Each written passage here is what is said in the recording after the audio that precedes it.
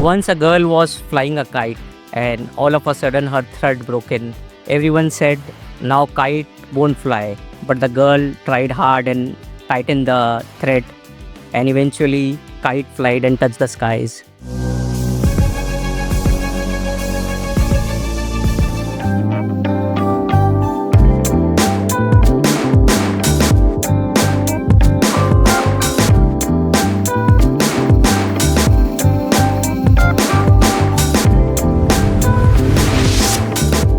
You have spent almost 26 years in education sector. So ma'am, if any of the girls or any of the student for say faces a setback early in their life, how they can make a strong comeback. So ma'am, what does empowerment through education mean, especially for the girls, especially for the teenage girls, I would say? Education is in itself empowering individuals when you educate them. There are a lot of children with those curious minds who want to know why things happen. And अगर हम ये करेंगे तो ऐसा क्या हो जाएगा? वो जिनको हम घर में कई बार बोल देते हैं खुराफाती हैं दिमाग के. Ma'am, beyond academics, which life skill do you believe matter the most for the girls today, beyond academics? Be good communicators. I know as girls we are always very hesitant to ask questions, to say, is that a good question or a bad question? Someone who believes in starting early, not just with wealth, but with the right mindset. He is a finance expert, a mentor to young founders. Please welcome the host of today's conversation, Mr. Siddharth Kannawat, the co-founder of Blue Sky Fintech. And now, it's my privilege to welcome someone who has led with grace, empowered with strength, and shaped one of India's finest educational institution for girls, Mrs. Niti Bhalla Saini, the principal of Mayo College Girls School, Ajmer. Now, I warmly invite our host, Siddharth sir, and our guest, Ma'am Niti, to join us for the show. Once a girl was flying a kite and all of a sudden her thread broken. Everyone said, now kite won't fly. But the girl tried hard and tightened the thread and eventually kite flied and touched the skies. Welcome Ma'am Niti to Blue Sky Talks. Thank you. How are you feeling to be here, ma'am? Honestly, a little nervous because I don't do too many podcasts, but very excited because I just see a very young generation of these women who are sitting here. I can call them comfortably women. That's why I said young adults with dreams in their eyes and a lot of aspirations in their hearts. So quite excited about that. So today, all the young students who wants to grow in their life, this podcast could be very useful for them in order to grow their mindset, discipline, what culture they can bring up. So I am pretty sure that this podcast will do wonders to them. I hope so too. Yeah. So ma'am, we'll start in such a way. Can you tell us about your family or hometown, how those early experiences shaped you? So I'm a very hardcore product of a boarding school. My father was a teacher and so was my mother. And I say was because they're not with us anymore, they're in the heaven. But my father was a teacher and he taught in a boarding school, one of the very renowned boarding schools. Okay. So he was a teacher in Doon School. Doon School? Yes, and I went to that school. I did my 10th. School. It is. It's an all-boys school, and the girls sitting here would wonder, what was I doing studying in that school? Well, the teachers' daughters were allowed to study. So we were just about 7-8 girls in the entire school. 2 girls in my class. We were 2 girls. And those were my growing up years. But even before that, when I was in, I think, nursery or kindergarten, when I was 4 years old, I used to always say I'm going to be a teacher. And it's a funny one. I always wanted to be a teacher because I thought teachers had the coolest life in your terms. All they did was gave you homework and sat at home. Is it true? But that's not true. Honestly, when I became a teacher, I realized if you have to give 1 page of homework, you have to do 10 pages of preparation in as many simple terms. So the more you have to give, the more you have to research and do your own studies. So that isn't really true, but as a child, that's what I thought. And I think It was just said in childishness that I want to be a teacher, and that just led me from one thing to the other. I started teaching very early. I finished my 10th grade, and there was a gap of 3 months before the grade 12th could start. So which year you like started teaching?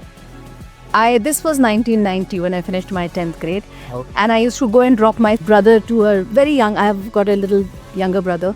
He's about 10 years younger. So I used to go and drop him to his school.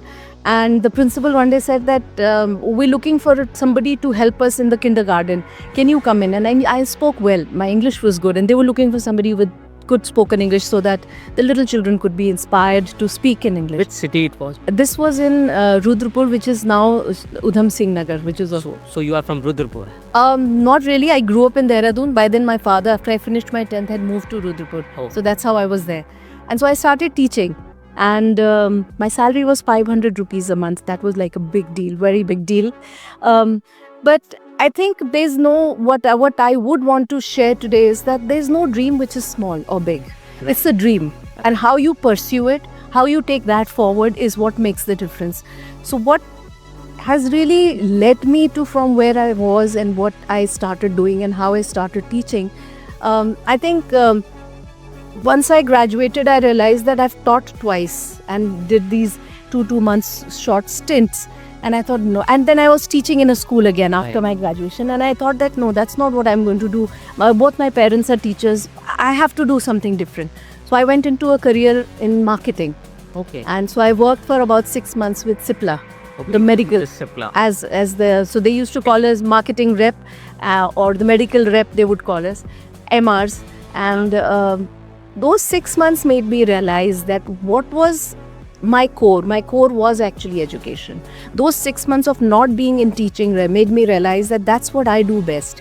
That's what my heart really wants me to do, and not really chase some other dreams which other people think that, oh, that's a better field or things like that. So I came back very comfortably back into teaching, and I think when I came back into teaching after those 6 months Right. tenure is when there was no stopping me. In terms that I always wanted to experience different things, experiment with things. I was a science teacher, so I had those opportunities to experiment a lot in the classroom. When other teachers wanted to teach with only textbooks, this is late 90s, early 2000s, 25 years ago. So in 6 months you realized Oh yes, 6 months was. this is not your cup of tea. It's not that I wouldn't say it wasn't, but I didn't just enjoy it. Yeah. So I it's was very doing really well. For today's girl. Yeah, it's so relevant. I was doing very well. My company didn't want me to leave that Yeah. position which I was in, and So they it said was not about the performance. it wasn't about performance. They wanted to give me a promotion in 6 months' time. Yeah. So much so. But it was something that my heart didn't desire, and I just did not enjoy doing that. Because I felt that what am I doing? I'm just wasting my time moving from one doctor to the other and talking to them. And while when I was in school, I dealt with children. And when you tell children something, young children or older teenagers, when you tell them something, they take it and they grasp that. And the twinkle in their eyes, I think that is what was most satisfying for me as a very young adult. At 21, 22 is when I realized that no, I don't want. So at 22, when I was at that job, I said, no, I'm not going to work in this. 23, I was back into The teaching. teaching position. I said, that is what I enjoy doing most. 23, So that is 24. important. What you enjoy, you should do. Exactly. So what your heart desires and what you enjoy, you should do that. And when you do what your heart really enjoys, you can succeed at a better rate as compared to you do something. There are times when you're stuck in jobs and you don't really enjoy those jobs, and you're thinking that what am I doing here, and why am I in this job at all? And that's the time for you to reflect on, say that what do you enjoy the most in your life? What do you enjoy doing? And each one of us can make a career out of that. What you enjoy the most. So while growing up, who were like your role models? Did you follow somebody? My parents were my role models. More than that, I lost my father very early. Purple. They've been my role models forever. And I did lose my So father early. Any of the key lesson you learned from your parents that One was perseverance, consistency, and perseverance I learned from my mother. When she had to, I was in grade 12, first year college when we lost my father. So she raised 3 children on her own, and she didn't give up. So that whole attribute in your heart to say that I'm not going to give up, because I'm going to be a model for my children. Because and she always said that if I gave up then how would I raise strong, powerful young girls and a boy? I wouldn't have been able to raise you if I gave up then. Yeah. And I think that's what, even now, each time when I feel, and it's not that I'm a principal at a school that I don't feel pressured, or I don't feel disappointed, or I don't feel low about things. Often it's normal, it's human. It's wrong to say that, we are untouched by all these emotions. No, we are very much touched by them. But I think when you're growing up with very strong role models in your life, when you're looking up to them, when you're growing up with the fact that you want to be consistent in your life, you want to persevere in, आप पीछे नहीं हटना चाहते हैं, आप चाहते हैं कि आप पुश करें अपने आप को. अपनी अगर आपकी लिमिट है 100 मीटर्स भागने की, तो आप अपने आप को पुश करें और बोले मैं 110 भाग के देखूंगी, कल मैं 120 करूंगी. Things like that. If you grow up with that fact, then the ability to handle failure becomes better for you, and you're more equipped to handle that failure. But if you give up too soon, like a lot of children I see, they give up way too soon. My strongest advice to children would be that don't give up so easily. Don't give up on your dreams. Don't give up on your hopes. Those are the things which will last you when you are in the peak of your careers. That is what will take you there. So, little early days, did any of the value things like helped you in becoming the leaders of today? Like you're the principal of one of the finest college of India, one of the finest school of India. And that's a wonderful question, actually. Yeah. It's a beautiful question. Yeah. I wasn't a born leader, and I don't think a lot of us are. A lot of us become leaders as we go on the path. Right. And to me, leadership is also an attitude. Something that you do in your life which is different from others, to be able to take that leap. Take yourself, for example, how you've launched Blue Sky and what you were sharing about Blue Sky with me, and that you're the only company registered at the Dalal Street to be hosting a podcast and to do what you do and how you manage the portfolios. Yeah. You're a leader. Yeah. You're a leader in yourself because you tried something which wasn't there, and you said, okay, that's the field that I want to go in, and I want to make a mark in that field. So that's what happened with me. Anything that I did, whatever I taught, I always pioneered in doing things within my classroom. Right. From my classroom, when I got middle leadership roles of coordinator, I tried doing things differently and tried doing them which worked the best for the school scenario. So nobody is born leader. Nobody is born. It has to be developed over the period of. Absolutely. And it's your attitude which helps you develop that. It's about the process which you. Absolutely. Which you have to follow. Absolutely. You have spent almost 26 years in education sector. So, such a long period of time, are you still enjoying being in education sector 26 years? Yes, I enjoy that the most. Like I said, I had an opportunity to do something else, but I did not want to do that because I enjoyed being where I was, being in this sector. So how difficult is like 26 years in same sector and you have to be consistent every day of life? It's not difficult. Again, it's just your mindset and it's what your heart really desires.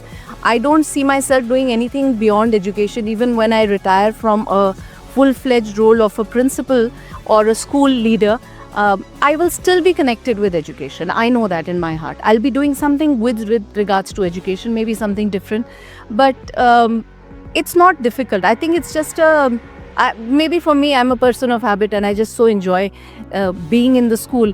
What drives me every day is the students. When I wake up, and there are days when I have good days, when I So students are your energy. Yes, absolutely. Every time. Every time in the morning when I wake up and I tell myself that, do I want to go for a walk today or not? Then I say, no, my girls are out playing at 6:30 in the morning. So I'm going for a walk because I want to go and see them play. And I tell them, they know it. I tell them that you are my inspiration for moving out of the house in the early morning to see you play games. So that's what motivates. So that's another thing for you all. That's another tip, maybe you can call it, or a suggestion for all the young girls who are sitting here, that have that one motivation in your life. So you have your goalpost, you know that so-and-so is going to be my mentor, so-and-so is going to be my role model, can be anybody. The second thing is to have that motivation, driving factor, what will drive you each day in the morning to do that particular job. And the days you realize that that's not your driving force, Yeah. then you may want to change your route to the way that, to the paths that will lead you to your driving factor, Which you like most. which you like doing most. And everybody, I can see all these girls and their faces, that all of you have big dreams in your heart. And I'm sure that you are, with those dreams, have those motivating factors. So, ma'am, if any of the girls or any of the student, for say, faces a setback early in their life, how they can, make a strong comeback? That's again a very good question. Like I shared a little earlier, that it's not that I reached this position by just gliding through the life. There were a lot of setbacks. You need to hit pause buttons sometimes. If you face a setback, it's important that you analyze why you faced that setback. So, what is this pause button like? You have to analyze things. You have to analyze. What happens is that when we are clouded by problems, we focus too much on problems. Right. We forget to focus on the solutions. So when you hit that pause button, you pause focusing on the problems. Problem has come now. You have that setback. You can do nothing to change it. It has happened, it has happened. Now what do you do is what you have to think about. Because what happens, and it's human tendency, not just with girls. Always looking forward. Absolutely. Not just with girls, but it's human tendency, but more so with women and with girls, that we tend to, as individuals, we tend to cry over that spilled beans कि अभी ये खराब हो गया और ये अब ये हो गया, अब ये हो गया. Right. हो गया है तो हो गया है. अब आपको आगे देखना है कि what is the next step, what do you want to do next. Start analyzing कि ये खराब क्यों हुआ, कैसे हुआ, अच्छा ये गड़बड़ थी, चलो अब मैं next step में ये plan करूँगी. Or this is how I'll plan. Very important. So it's very important to reflect on why that thing went wrong, but it's not important to cry over that thing which is lost. Don't waste your time on that. Otherwise, you're going to lose those precious moments. And you know that time is the most precious commodity in our lives. Yeah. It just slips out of your hands. You cannot control. Yeah. When I say this, that in, we keep talking about the 21st century skills and this and that. And somewhere I was talking to some people and I said that we're still talking about 21st century skills and we finished a quarter of that 21st century. And the moment I said it, it reflected and it just hit me also hard that, my God, we finished 25 years of that 21st century. Yeah. So time just flies. Don't waste it over crying Almost things. we are in 2025 now. Coming to an end. We're moving into the next quarter of the 21st century. Not even the first quarter, it's finishing. Ma'am, when you talk about your design over defense philosophy, what is that, design over defense? We have read about this. So it's a design thinking process, Okay. which is becoming more and more popular in a lot of new age curriculum Okay. that are there. Design thinking is nothing very different from what let's say, what we've always known inherently, but we forget about it. It is about looking at a problem, analyzing that problem, thinking of creative ways to handling that problem, Right. and then building on how do you achieve what you want to achieve. So it's a 4-step process that you do. A lot of curriculum focus on that Yeah. through their curriculum models. Some curriculum who are not able to focus on it directly are trying to bring in this aspect of design thinking into the curriculum. Okay. But it's a way of life, I think. It's not So only... it's a kind of way of life. It's a way of to think- design everything. Absolutely. When you have a problem, how do you solve that problem? You always... It's not about the philosophy. So it is, in a way, it is also philosophy, because when you have a problem, how do you solve that problem is a process that you follow, and that can be your philosophy as compared to somebody else's, which is a little different there. So Right now there is a lot of debate on which boards to select, either ICSE, either CBSE, or there is one more international board. So what is your say on that? so every How do curriculum... one student choose any of the boards? What is the right way to decide which boards to select? If you look at the Indian curriculum, the ICSE, the CBSE, they're all defined and driven by the examination system. They're not really boards. The examination system. CBSE is an examination system. CISC, which is ICSE in 10th and ISC in 12th, is an examination system. All these boards do not define how you teach or what you design your learning from grades earliest to grade 8. Okay. It's more definite. What they give you to do is in 9th, 10th, 11th, 12th. So if you go to NEP, They're all driven by NEP. If you go to NEP is very NEP is like National Education yeah, Policy. the National Education Policy 2020, which was reviewed and released. If you go to that, they've talked about how learning should be in classroom in the early years, right up to the senior secondary.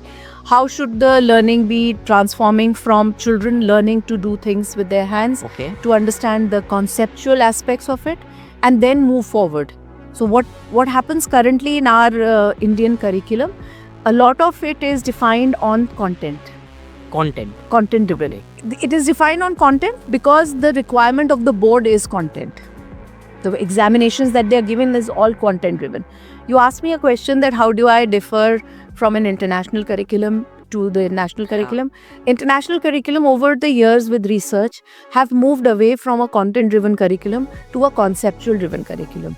So So IB is more conceptually. So for an example, the sun rises in the east right. is content, and we all know it. It's a fact, It's a fact. right? In another curriculum, it will be that yes, you know this fact. Why does it happen? Or let's just say that the First World War happened, Yeah. and it happened between these countries, and it happened in the early 19th century. It's a fact. We all know it. We have all those. Why did it happen? What could have happened if one king didn't, or one ruler didn't intervene and step back? So in an international curriculum, those kind of Things are more there. yeah, which in our curriculum in CBSE and in ICSE we call them HOTS questions, the higher order thinking questions. Those are predominantly asked because the examination pattern requires students to respond to questions which are more conceptually driven, more understanding based rather than only content based. Okay. So that's how. So your teaching and learning is defined by what your board is asking you to respond to in the grade 10th or 12th examination. That's how your teaching and learning changes. How do one student select which board is good for them? Either the content one or the concept one. That's again a good question. It is the requirement of the child's own learning style, how the child learns. If the child learns more through a content-driven curriculum, Can more we say factual, like it is more of adaptability, which child likes, which one they'll prefer? that's More of an interest, we can it say is that. about interest, but also the learning. And interest is defined on the learning style of the child. Right. If the child is more easily adaptable to a curriculum which is structured and put into a very clean envelope and presented, then they should take up that curriculum.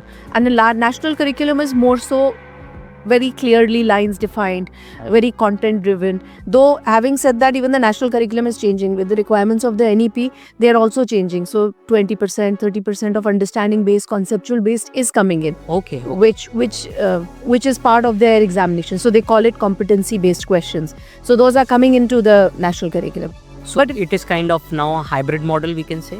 It's changing. Content plus concept. It is changing, Yeah. but it will take a little while more. It will Maybe take more 3-4 years. a couple of years. Yes. Yeah. I wouldn't know the exact time Then frame. it becomes a balanced approach. Yes. Then it does become more balanced for the students. While if the child learns better by doing things, learns better by understanding why does that happen. There are a lot of children with those curious minds who want to know why things happen. And अगर हम ये करेंगे तो ऐसा क्या हो जाएगा? वो जिनको हम घर में कई बार बोल देते हैं खुराफाती हैं दिमाग के. They're always trying out something new. They're actually not. They're very curious-minded individuals who want to explore things. I remember my younger brother would open up every toy that came in and was gifted to him. So we were fed up of him and we said, why do you break them up? He said, no, I don't break them. He said, I want to see how it works. So I want to open and see. Conceptual. His thing was that I want to see how it works. He would actually take a hammer and break up things. So we were fed up that you bring him a new car, anything, and he just breaks it. And his reason was, I want to see how it works. Absolutely. So today I reflect and I see that he would have fitted in so well into an IB curriculum or somewhere because he had this desire and curiosity to know how that works. He was not Very happy with that यहाँ से pull किया तो वो गाड़ी आगे चली जाएगी. He wasn't happy with that. He wanted to know what is that mechanism which when you pull that car back, what is it winding inside that gives it that inertia to move forward. Yeah. So basically conceptual is like getting into the details. Absolutely. Yeah, very well said. So ma'am, what does empowerment through education mean, especially for the girls? Especially for the teenage girls, I would say. Education is in itself empowering individuals when you educate them.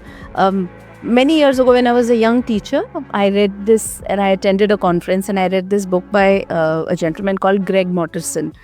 And he had worked a lot in Afghanistan with women and with girls.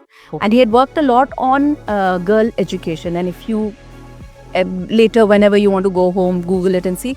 His book is called Afghanistan is like? Afghanistani Women. Okay. When it was hugely dominated by, while it was under the Taliban and everything. Okay. With women not allowed to study, girls not allowed to study. So this book is called 3 Cups of Tea. And there was one line which has just stuck with me in my heart. He said, and this is a famous quote as well, I'm not going to quote it exactly, but it said that when you educate a boy, he gets educated and he brings the education back home. He fends for his family, he takes his family forward, and it's a great thing. His entire family benefits. But when you educate a girl, she not only brings that education back to the family, she educates the family, she educates the community, the village, the community. So when you educate girls, they educate the entire community. That is the deep impact. Well said. And that's exactly what my thought is. And it just so deeply touched me that that's true. That when you are educating young girls, they're not just keeping it to themselves. They're not just keeping it to their families. Through them, their children will get educated, their families, their cousins, their sisters, brothers, siblings, their aunts. Everybody will have that kind of education, that learning, that transformation from one person to the other. Absolutely. So it is that powerful. That is why girls' education and education, then empowerment of that through that education is the most powerful concept. I think this is the thought process which all the girls will love it. Never give up on your education. Ma'am, nowadays a lot of girls face a lot of unique challenges in their life. So how do they face the realities and overcome all the challenges which they face? You know, when we were growing up, and I'm from a different era from then, all of you and maybe you as well.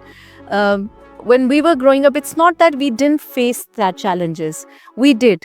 But I think our challenges were very different from the challenges that they face today, because the access to information has increased so much. So vastly and so huge, in such a huge manner that it's at the click of a button. You have every information, every access. So the more information you have, The more noise you have. Absolutely. So that is a big challenge now. So the more knowledge you have, it also clouds your brain with the right thought process. What is right, what is not right. And sometimes with that more knowledge also comes information which is not relevant for you. Right. There are times when you don't, like, it might be of interest. I've just stopped watching news. I read news. Yeah. Because I think that there is so much of noise when that news is coming. I read news in a quiet manner and I like to read it still.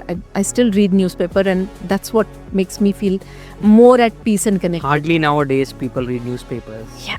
Because everything is in reels and in shorts and everything. But it's so important to actually read, because when you're reading, you're only picking up what is relevant, what you want. So that is for all the girls sitting here. I don't know if you can really do that, but just stay a little away and do a digital detox once in a while. It's very, very important. You'll keep saying that I keep narrating books, but I like reading. Again, I'm reading this, and it's not finished. I'm reading this book called The Anxious Generation. The Anxious Generation. The Anxious Generation. And this book talks about that how the generation changed hugely after 2009 and 10. And the reason for that the author has written, and that's his reflection, but I used to always think exactly the same. Right. That what is not so right about this generation as compared to the generation before that is that children who were growing up, who were 5 years old, 6 years old, 10 years of age in 2010, mobile phones, smartphones became a household commodity. Nearly every household had a smartphone. It just became, the moment smartphone came in, with that came in WhatsApp, all the other slowly and steadily, the social media platforms, and now there is no end to it. Last 5 years, it's just gone Bizarre. absolutely. It's just absolutely bizarre the way it's spreading, and there's no end to it. Now you have AI which is replicating things and doing things on its own. But the moment smartphones came in, your eyes moved away from a lot of important things that you do to that one little screen. Yeah. And that has led to a lot of concerns and issues with young children, boys and girls alike, with adults too. We keep saying this is social media addiction and things like that. It's actually that phone addiction that everybody has. And there's not a single person who can say, I don't have it, including me. We keep trying to keep it away very comfortably. When I said, can I leave my bag in the other room? I wanted to leave my phone. You can control. Yeah.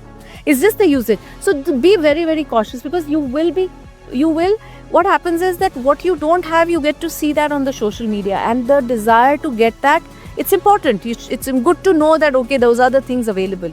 But don't let your judgment get so clouded that you go crazy for wanting to achieve that. You'll have to first make sure that if you want to achieve that goal, that you have to pave that path for yourself. You should know what you're going to do in that path. And if you don't know, get in touch with a mentor. Find a mentor. Yeah. Somebody said this, that in life, everybody needs a mentor. Can be anybody. It just can be anybody who's your mentor. Can be your parents, can be your elder sibling, can be your teacher, can be anybody who's your. But have a mentor whom you can just sit and reflect on things and say, does that idea really sound good? I'm sure you have somebody, I too have one, where we bounce our ideas off. Because you don't know everything. We don't know everything. That would be the biggest mistake, to say that I know everything. So have a mentor, and I think that will help you glide through this process, or walk through that whole process as you've made your path a little more comfortably. Believe me when I say that life is not very easy, and it wasn't for any one of us. I'm sure Mr. Karnawat sitting here, or I'm sitting here, or all the other audience, all the adults who are sitting here, it has been difficult, but we found ways to tackle the problems. And I think one thing which has been consistent for all of us, and which you should have it in your life, is consistency and perseverance. And I've used these words multiple times. That kuch bhi ho jaye, I'm not going to give up. That little girl sang that beautiful song, "Saw Khwaishein," and we have so many aspirations in our lives. How do we achieve them? Is through consistency. So choose that path and be consistent on that path. Very well said. I mean, today's in fields like AI, we speak a lot about AI, data science, fintech. Now, how do schools helping out students not to overuse that and utilize as a part of your skill? What is your say on that? It's a big concern. That's a rising concern for schools as well.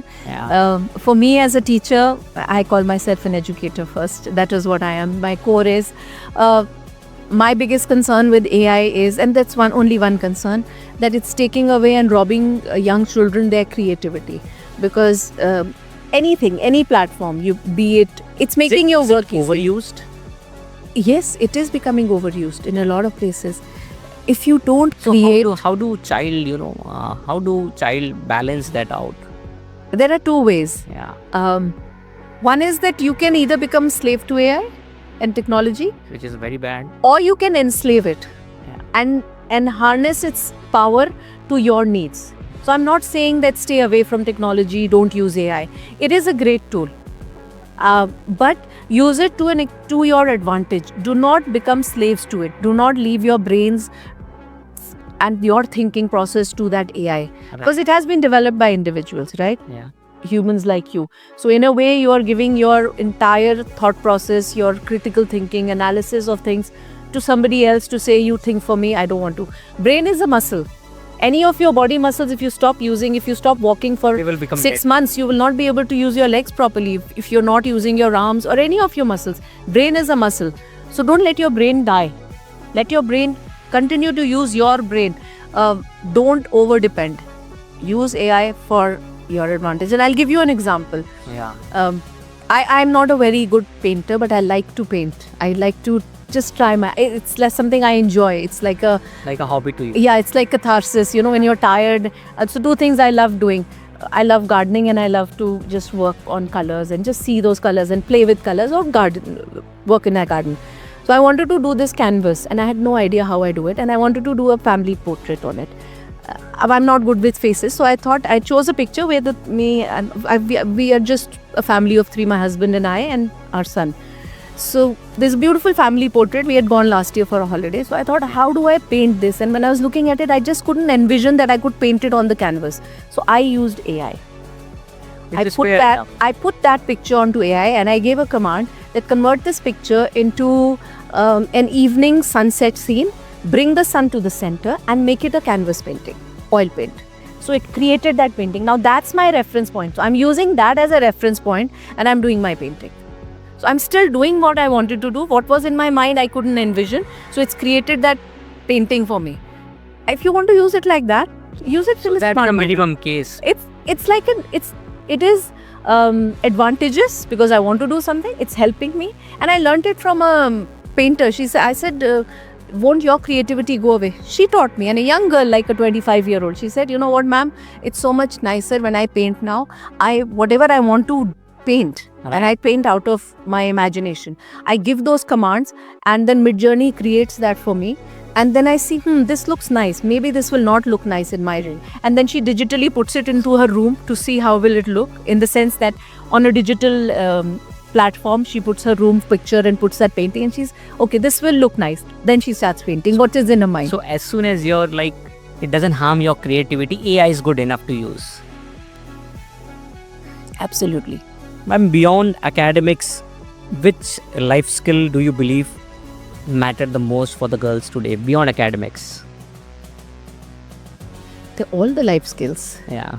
You've got to be good communicators. I know as girls we are always very hesitant to ask questions, to say, is that a good question or a bad question? Will it be a silly question? Shall I ask or not? No, just be clear in your mind. I used to always tell students, and I do a lot of teachers training as well. So I used to tell teachers that any question which is not asked is a silly question. You get it? Once you've asked, it's not a silly So any question you asked is a silly question. Any question you ask is not a silly question. Not a silly. Any question you keep in your heart Yeah. will be a silly question because you've not asked it. So don't let your questions become silly questions. it come. Ask them. Let it come out. Be that confident individual to ask. We want to do something and we're not sure. Will that person let us do it? Will I get the permission? What will happen maximum? You will get a no for it. Yeah. But at least you'll know in your heart you've asked and you wanted to do it and you tried your best. You went, so you wanted some special request from your principal. Your principal's here. So, and you go and say, sir, this is what we want. He'll think about it. He'll say, no, that's not possible. That's the worst that it can happen, right? You're nothing to lose if you don't. But if you don't approach with that question, if you don't approach with that problem and you don't discuss that open and out loud, there will be no solutions. You never know, you might just get an approval for something that you want. So it's important that you ask. So be confident and be a good communicator. That's one skill that I feel. I always tell girls when they join the school that ask and tell. If you're not well, if you're feeling homesick, if anything, do share what you're feeling. Don't keep it to yourself. Find that one confidant, one person whom you trust, whom you can share your thoughts with, and share your thoughts with them. Somebody you can really trust. Can be your parents. I tell young girls, I always tell them, nobody better than your parents to be those confident person or that confidant in your life whom you can go and share anything with. Because you know that whatever secret you've told your parents, it's not going to go out. And they are unconditionally loving you. They will always unconditionally love you. They will get angry. I used to tell my son when he was younger that whatever you do in life, come and tell me first. I shouldn't get to know it from outside. Because I was a teacher and he was a student in the same school. Poor thing. I would get to know. He knew that mom will get to know whatever happens. So I used to always tell him that you come and tell me. He said, how will you be angry with me? I said, yeah, of course, if it's wrong, I will be angry. But remember that if I get to know from outside, I'll be more angry. So do you want less angry mother or you want a more angry? Yeah. So you And choose. speak your heart out. Exactly. So have that person. A lot of young people, and that really worries me, that you're not able to share your thoughts and feelings with others. You're not able to express yourselves out of fear. कि mummy को बोला, पापा को बोला, भाई को बोला, क्या बोलेंगे, क्या होगा, कैसे होगा. Come out of Don't that. focus on results. Yeah. Please speak. Yeah, because often young girls especially tend to take steps which are more harmful for them than mummy एक थप्पड़ी तो मार देंगी ना. That's easier. I'm telling you girls, don't take things in your hands. If you don't know a solution, go ask your parents. Talk to them. Have that bond with them. And tell them that I'll tell you something. I know you'll be angry, but थोड़ा कम गुस्सा होना. You can negotiate that, I'm sure. Principal साहब 90 questions तो आज पक्के आएंगे आपके पास. Requests भी आ सकती हैं. Ma'am, how does Mayo Girls School help discover child their own voice, their own thought process, directions? You know, being an all girls and a boarding school, we're also part of this community called the International Coalition of Girls Schools. Okay. And What is this international coalition of ICGS, yeah, Okay. Coalition of Girls Schools. Okay. ICGS. And it's very interesting. They share a lot of podcasts, Okay. and they share a lot of you know, articles for teachers to read and for all of us to read. And being part, when I became part of a girls' school, so I have studied in an all-boys school, in a co-ed school, briefly for a year in an all-girls school also. But I've never worked only in an all-girls school. I've always worked in a co-ed school. Right. So this was my first time. So before I joined Mayo Girls, I thought that I need to know how do you deal with all girls. The more I read about it, the more I heard podcasts and all, I realized that that was one of the most fantastic things to be, because a school like ours, there's no dearth of opportunities for young girls. Yeah. They get opportunities from sports to co-curriculars and to academics, Right. anywhere that they want to be, any area, any field. We have a very young budding cricketer amongst us. So that's one opportunity she makes sure she uses the most, and she does that at home as well, right, Navya? Yeah. So it does give you so many opportunities and those platforms to keep pushing yourself. But being in an all-girls school, and especially a school like ours, we make sure that we keep our girls grounded and rooted. Absolutely. And for that, one reason is that it is very important to be connected to your roots. अपने बड़े वाले दरख्त देखे ना, बहुत बड़े जो पेड़ होते हैं, Right. कितनी branches होती हैं. Do you know a scientific truth behind that? More the number of branches, more branches only come out when there are deeper roots and more roots. Yeah. The number of roots is equivalent to the number of branches on that tree. That's a very simple, basic botany truth. I don't know how many of you study science here, but that's the basic truth. So if you're not grounded and rooted and connected to your roots, then you'll not be able to branch out. And I think that I take great pride. And as a school, we take great pride that we make sure that our girls are rooted and grounded. So for that, we also have a lot of classical dance forms and music forms and all to be introduced. But we do various things where we make sure that girls remain culturally rooted. So you will, the power of a successful individual, anybody, girl or boy, more so girls, because I'm talking to all the girls sitting here, is that when you're rooted and you're connected to your roots well, and you're culturally, you don't give up on your culture, on your values, then you can succeed in any field that you're in. Well said. Absolutely. Today, a lot of young children, in terms of looking at the Western world, think that that's the West and that's what we want to do. That's how we want to be, pop culture and all. It's great to appreciate music. It's great to appreciate different dance forms, but don't forget your roots. Very important. Very well said. And ma'am, which part of like holistic development is most overlooked among girls, which no girls are focusing on? Sports. Sports. Even though girls are doing so well in sports, but I think that's still very overlooked in schools, especially in day schools. I mean, if I were to ask all these girls who all are playing any kind of formal sports, a lot of them will actually raise their hands to say they're not. Very few will say that they There's are. only one sports period in Exactly. a day, I think. Exactly. In day schools, and not even in a day. The CBSE says or the ICSE says you need to have 5 sports periods in a week Okay, so For- not in a day. for a regular day school. But schools are not able to give more than 2 lessons in a week. And in those 2 lessons, or maybe 1 lesson in a week. And in those lessons also, they just go, maximum they'll run around the field.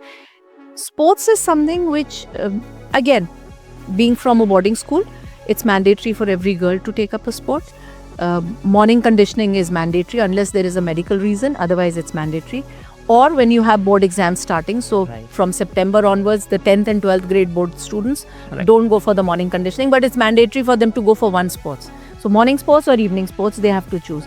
I see some young girls in 10th and 12th who are giving their board exams actually go for morning and evening, both the sports, because it just keeps their brains alive. Right. Sports is not just for competition. Anybody who plays competitive sports Right. is a more resilient, these are tested things, is more resilient, is more capable of handling failures better, because in sports you don't win every time. Yeah. That's the life's first example that there will all be only one winner. When there are 20 children running a race, there'll be one When- person who will but be coming first. participation is important. But participation is important because the next time you run, you will not give up and say, last time to मैं fifth आई थी, अब मैं नहीं भागूंगी, या मैं last आई थी. No, you will still keep trying till you come first. And that's an attitude which sets you ready and gets you ready for life. That I'm not going to give up. Right. So that's one big value and a holistic value Which is overlooked. which is really, really ignored and overlooked and is not emphasized enough. Even though the NEP talks about it, the CBSE, ICSE, all these curriculum talk about it, but I think Practically, it is not happening. it's not really happening in schools is what I feel. And I'm very proud that I'm part of an institution which makes sure and we emphasize that non-negotiable sports, morning, evening, Yeah. all the girls have to be out. Kudos to Mayo. Thank you. And kudos to our ICICI, ICC women's cricket who recently won the World Cup. Absolutely. Kudos to them. And with so much of information in today's world, what really girls should focus on to achieve their goals with so much of information around? How do they can focus on their own goals? I think part of it, I also mentioned it before, but one very important aspect that girls need to focus on, and I think I'm sounding a little, again, I've said that, is to be focused on your dreams. That's one thing. The other thing is that keep the distractions a little away from you. It's easier said than done. It's easy to say that and for us to tell you that keep the distractions away and I'm very easy to say to keep the distractions. But it's How not. do you do that? Yes, to implement it. A little strategy, I don't know how many of you want to try it or try it or do it. Try and meditate a little to bring your focus back. And it really helps. It does help. And again, being part of this ICGS, that was a big revelation for me as well. That girls do better when they are channelized towards spirituality and meditation. Oh. And they do better and they become better focused in life. It helps them overcome a lot of stresses around themselves. Absolutely. So it's a great channel, and that was some learning, and that has been my core last year. Have reached a certain level, but in this coming year, I'm going to emphasize a lot more on meditation for young children, especially the 4th, 5th, 6th, 7th graders, when their minds start wavering a lot more. They're learning new things, they're growing up. So it's very important at that age. But I think just bringing yourself together and Even 10-15 minutes a day is included. absolutely, even if It you has to be sit, focused meditation. just sit for 10 minutes, 15 minutes and bring your focus back. It helps you calm your mind. It helps you get focused.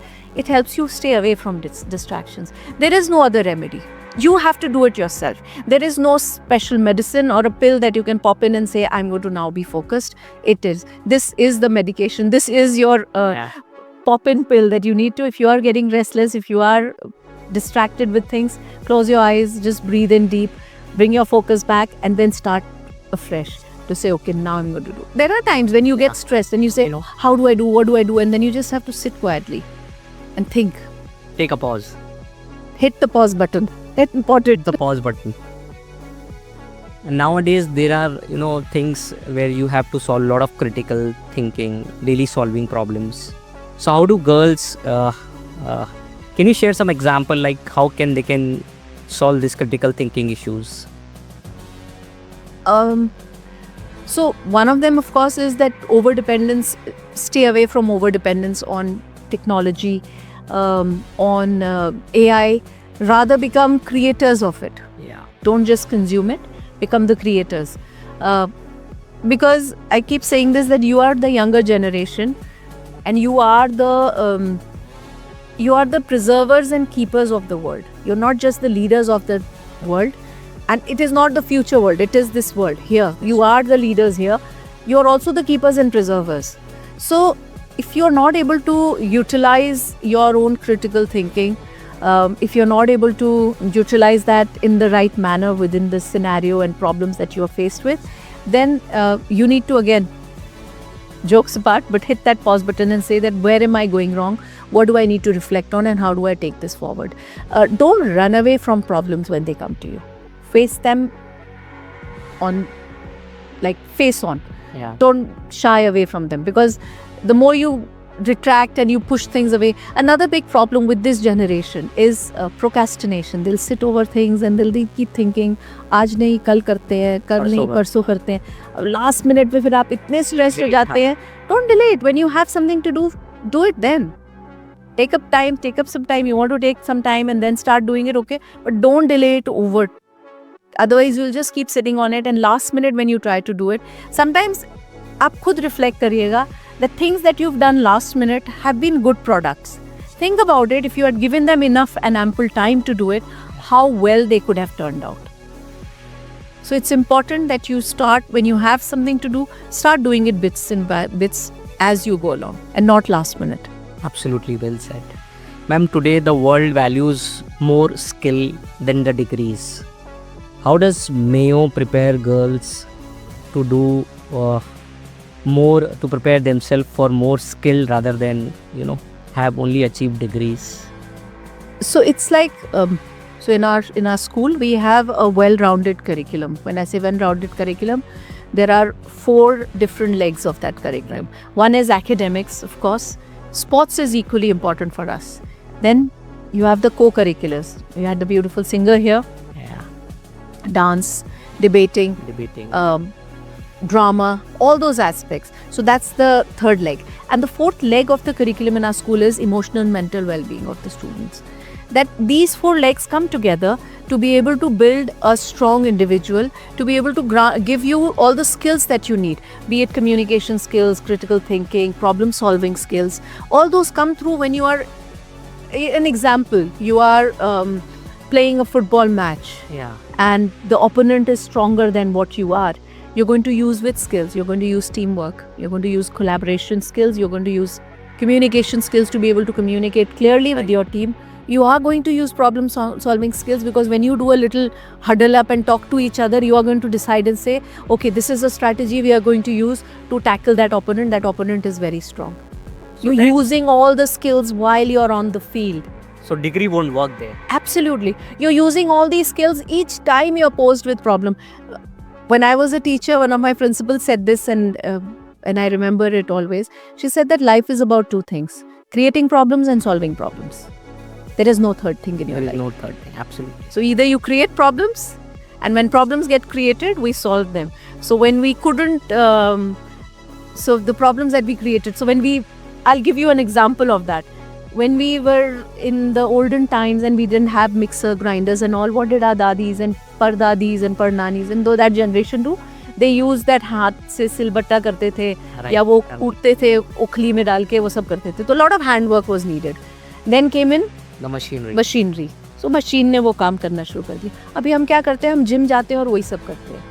So it's that we had problem, we found a solution, and we created a new problem, and we found a new solution to that problem. So that is what life is. We solved it.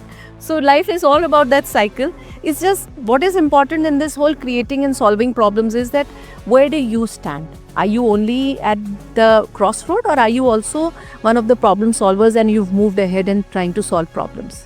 Yeah. So ma'am, at such a prestigious school, Mayo, what makes you proudest being there, and how do they shape a nurturing yet bold school culture?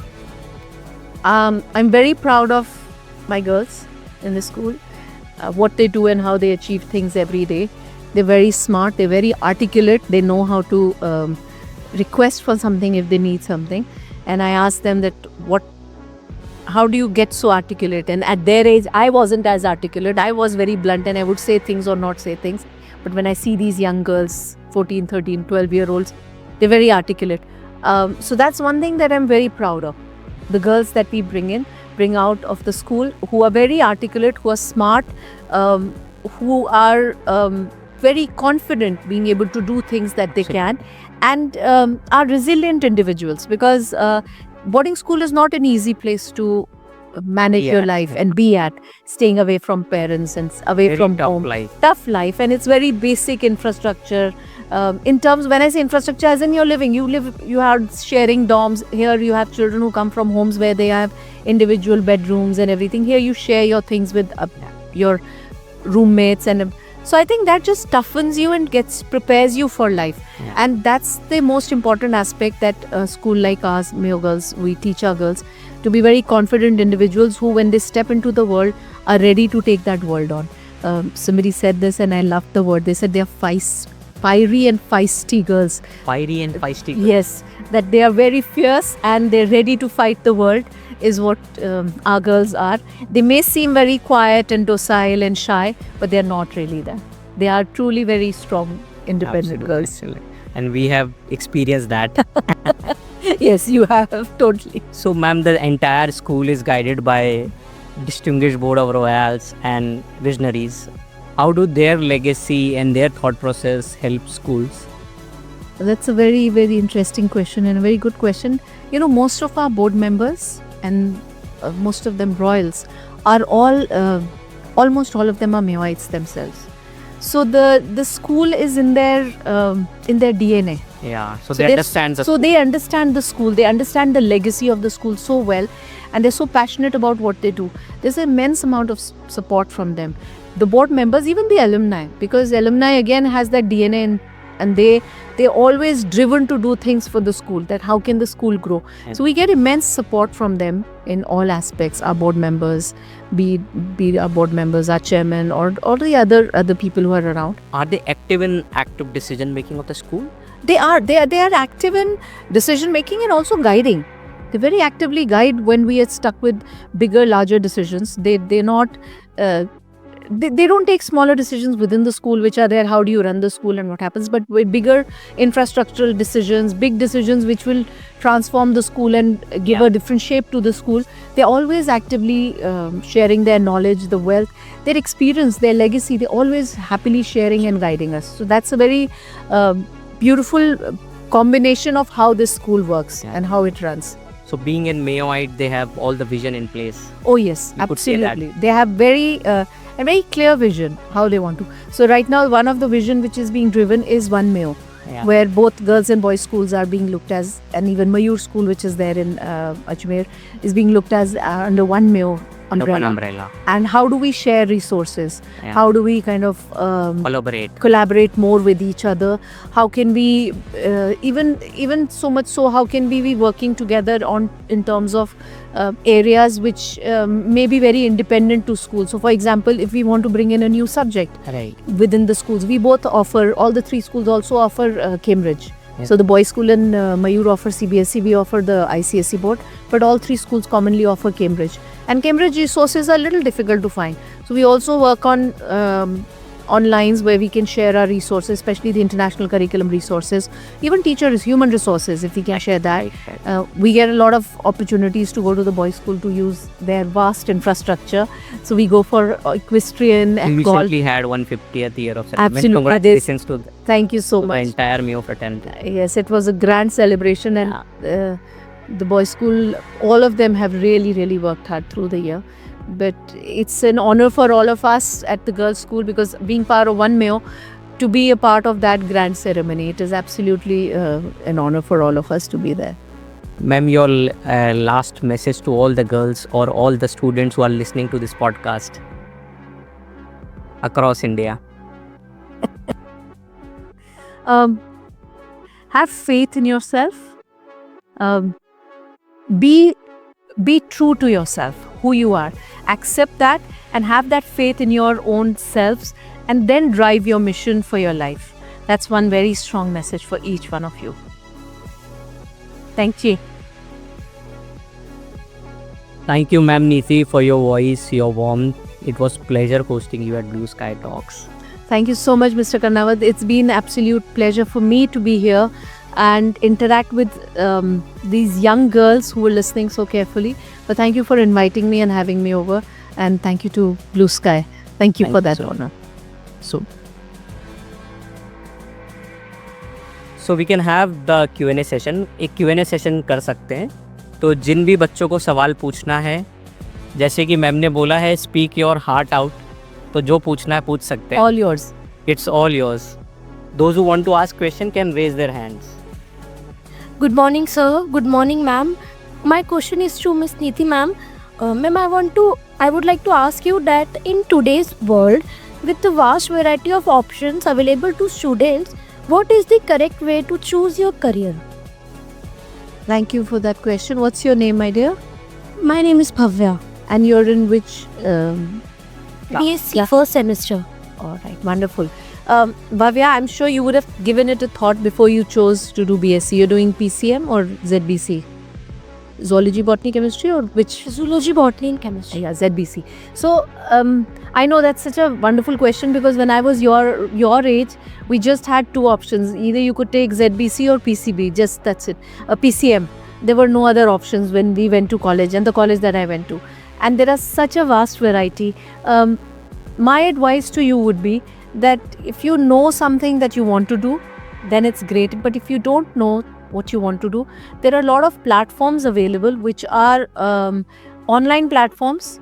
Again, so if you want to use online, use it for these platforms where you can actually post your queries. You can also understand from those counselors what would be a better field, what would be a new field for you to explore. There are immense amount of fields. Like many years ago, I first time discovered that there is something called a financial forensic. And I thought forensics was only for, investigating when a crime had happened. But I'd never heard of something called a financial forensics. Okay. And so people who do the audits and deep down audits of financials where there are financial frauds, Yeah. and that field is called financial forensic.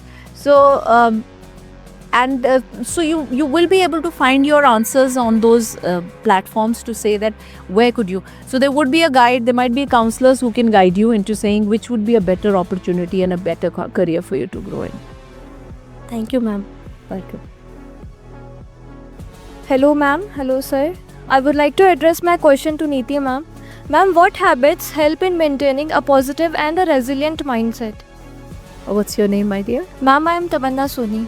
And which grade? Which BA third semester. BA third? What are your subjects? I study economics, history and political science. Wonderful. That's wonderful. So whenever you're asking a question, do tell me which year you are in and your name, so it just makes me connect better. So that's a brilliant question that you've asked, that what helps you to maintain those habits, to remain focused. One of them could be actually, and if you haven't started doing, you must start, is meditating a bit. Have a hobby for yourself, which can help you get away from what you're doing and coming to get focused. So what I do for myself, and I can only share what I do, is forming a habit of working with my plants on a regular basis and doing a little bit of gardening with them, and spending that time, because that helps me cut off from everything else and be focused here and now. That is the other thing. Get into the habit of reading something. Read something every day, whatever. You can start by reading fiction and slowly you can move into reading non-fiction. There are some fantastic books that you can. And I think that will help you form some great habits in your life. Thank you ma'am. Welcome. Good morning ma'am. Good morning sir. Good morning. I am Manhar Kaur Saluja from BA semester 5th. Ma'am, I respectfully pose this question to you, that how can individual strengthen self-belief when surrounded by doubt or criticism? Yeah, that's such a beautiful question. And girls tend to have more low self-esteem as compared to boys. That's also a fact, that girls take longer to have that self-belief. Why does this happens in India? It is not across the globe. It is. It is? It is. In fact, that is across the globe. Being part of this ICGS thing, I was listening to one of the podcasts where they said that girls in all girls setup makes them more confident. They are more. They are drowned by a lot of critical analysis and a lot of criticism, how she said, but they're able to come out of it better, and they become more confident. And they are more confident to speak up their minds, while boys in an all boys setup is not the best scenario for them. They do better and they perform better when they are in a co-ed setup. So for girls and all girls setup, and I think you go to a school, your college, which is an all girls college, so there's no perfect solution for being able to come out of that criticism, because you will not have anybody tell you how to come out of it. You'll have to be yourself, that person who has to say that I'm not going to listen to this whatever criticism is being given. I will listen to it to an extent to say that, okay, I may have been wrong. I'll analyze it and I'm going to change myself and improve myself and work harder. But if there is unnecessary criticism which you know is unnecessary, you have to close your ears to that. You know how an elephant walks through? It's not bothered by anything. Yeah.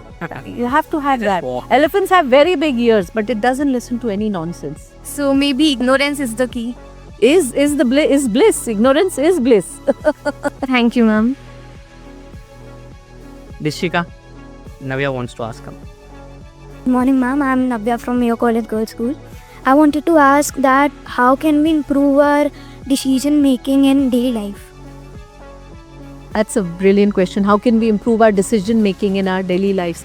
The more decisions you take, the better they become. You will take some wrong decisions also.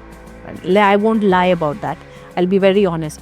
There will be times when you will take some decisions and they will not go the way that you thought they will. But it's a method which only becomes better by taking more and more decisions. By reflecting on your past. Don't lock your past and say, I took that decision then, it worked best then, I'm not going to take that decision now. Learn from that. So learn from your past mistakes and then move forward when you're taking your decisions. Don't cry over your mistakes. I did say that before. But do learn from them. Reflect on them and then take it. So your decisions keep becoming better with each step. जैसे जैसे आप ज़्यादा decisions लेने की उसमें आएंगे, like sometimes when I sit in my office, I have to take instant decisions. Out of 100 decisions, if I take in a day, not all 100 are right decisions. There might be some which don't go the way I have anticipated. I have to then change my course and say that, okay, that didn't work. I'm going to take another decision which will help me improve. Don't be so stuck on something. All right? Thank you. Morning, sir, ma'am. Morning. I'm Vanshika Datwani from BCA 5th semester. Sir, I pose this question to you. Could you please clarify on how we can manage both risk and responsibility when we make financial decisions? So there are two things. One, you have to start early in your career to start investing. So that is one key lesson you have to learn, that you have to start early in investing. So when you invest, don't invest with insurance because it will prop your less returns. And always have a track on your monthly expenses. Don't have loans much. So it will help you a lot in your Thank you so career. much, sir. Yeah. A very good morning, ma'am. A very good morning, sir. So my Morning. question is to you that what common financial mistakes can be avoided with early guidance? So that is what I said, that you have to start early in your career. You can start early. If you start early, you will end up making a lot of returns. Always track your expenses on a monthly basis. You should not expense much. And thirdly, most important, which is like, keep on reviewing your investments every time. So what is your appetite? How much you can invest more? What is your need? What is your life goals? So you have to keep associated each and every investment decision related to your life goals. So this is the way it will help you a lot in your career. Okay, sir. Thank you. Thank you.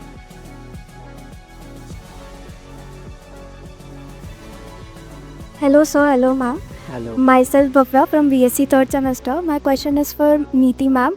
How can someone build discipline when motivation fades? How can someone build discipline when motivation fails? Fades. Very good question. That's a brilliant question. Yeah, that is indeed a very, very good question. I want to understand what would actually lead to fading of your motivation. If you are a disciplined person, if you're Sometimes failure, sometimes but if you are a disciplined person, then your motivation failing, the chances of your motivation failing are very grim, very less. Your motivation, because you're disciplined, because you know that if I'm doing these things in this manner, even if failure comes to me, I will still continue to be disciplined. And if you continue to be disciplined, your motivation going down may waver, can go up and down, but it will never fail. Your motivation levels will never dip if you are disciplined. I think I find them, if there are maths people, equally, directly proportional, that more disciplined, more motivation. If your discipline comes down, your motivation comes down. Remember that. So don't let discipline go. Thank you. Good morning, ma'am. Good morning, sir. Good morning. My question is to Miss Neeti, ma'am. I want to ask that you said you busy yourself to plants whenever you want to cut out from the external world. A person like me who has many interests, like I like sketching, I like cloth painting, I like dancing, I like many things. How can I find a particular thing that I want to cut myself from the external world? But I mean, I like many things. I like listening to music, I like singing music, I like dancing, very many things. But how can I point out a particular thing? You're very lucky if you have so many hobbies and talents in your life. Not everybody is blessed with such a vast variety of things. If I've understood your question is that when you have a vast variety of talents and many interests, how do you focus on one of them? I don't think that you need to focus on one of them. There will be days when you want to. So plants is one, like I've started painting. Painting is another one. I did try my hand at embroidery and all, but I realized my eyes were giving up, so I stopped that.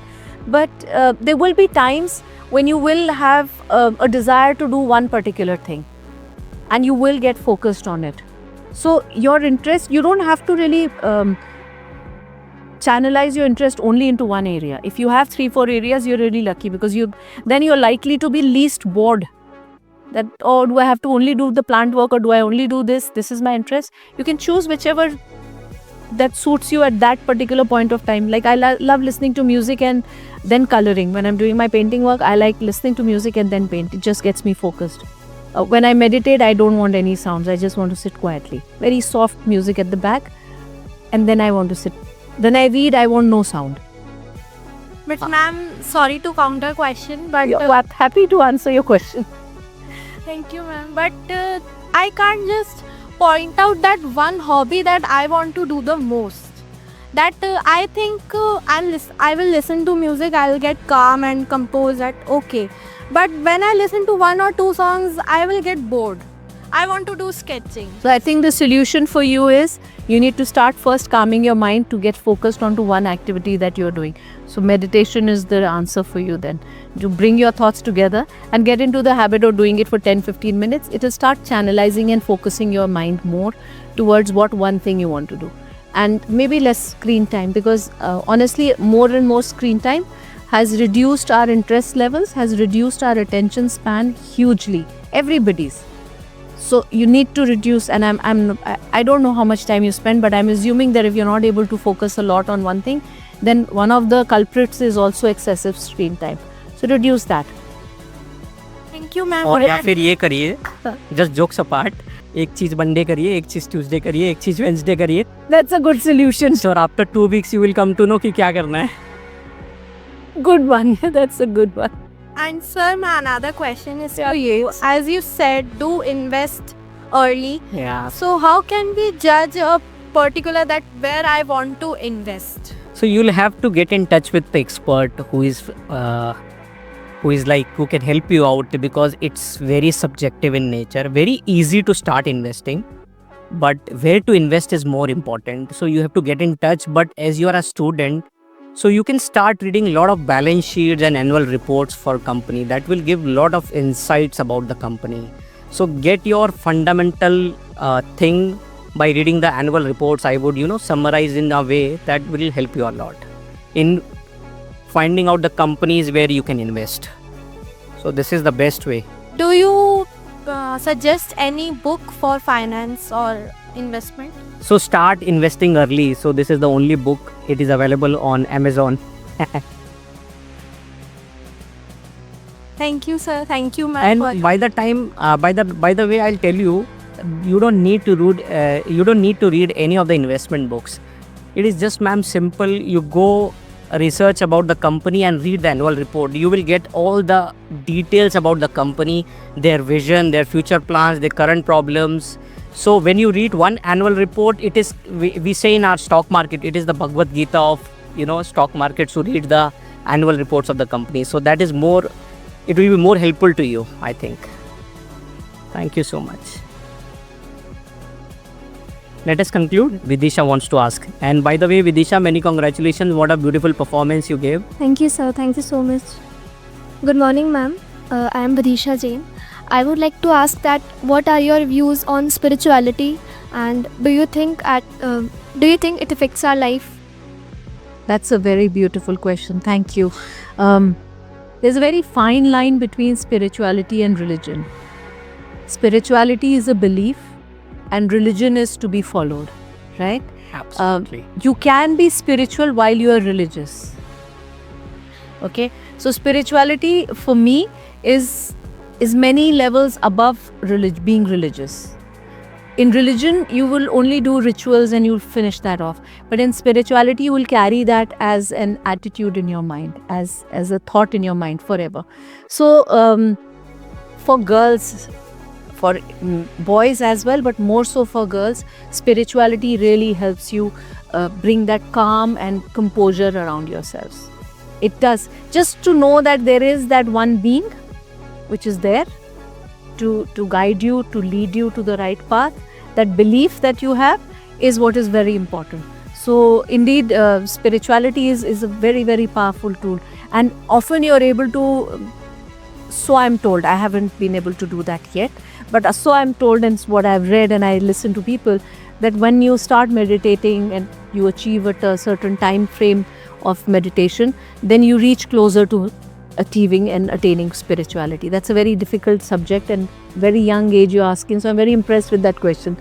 But How much age you are, Vidisha? what 14 years. 14 years she is. very deep question she asked. So please have that spirituality in you. When you're spiritual, it is easy for you to let go of things. It is easy for you to cry a little less over the failures, and it is easy for you to move on faster and forward. So Should we ask questions on religion? No, that's Is it I wouldn't be able to answer. I don't have not the be answer. able to answer. I won't be able to answer because I don't have the answers. This is something for more expert people to do. Yeah. Somebody more religious, but I'm very religious. I'm very God-fearing person, but I wouldn't have the answers. I'm not the guru here. Thank you, ma'am. Well, because there are young girls. She wants to ask. Good morning, ma'am. Good morning, sir. Good I am morning. Vanya Singhal from Mayo College Girls School. So I wanted to ask that, can you give me advice to handle peer pressure in hostel life? Oh, that's such a wonderful question again. In hostel life, you do face a lot of, in not just hostel life, even in school, you face a lot of peer pressure. What is important is that if you have a strong value system in your mind, if you hold on to your values and you know what is right, then you will feel less pulled down because of peer pressure. If you're not able to handle the values, if you don't have very strong values and your beliefs are not strong, then peer pressure tries to pull you down further. So believe in yourself, have those values. What you think is right, believe in those things. And I think the peer pressure does become a little lesser. It's not that we don't face pressures like that, we all do.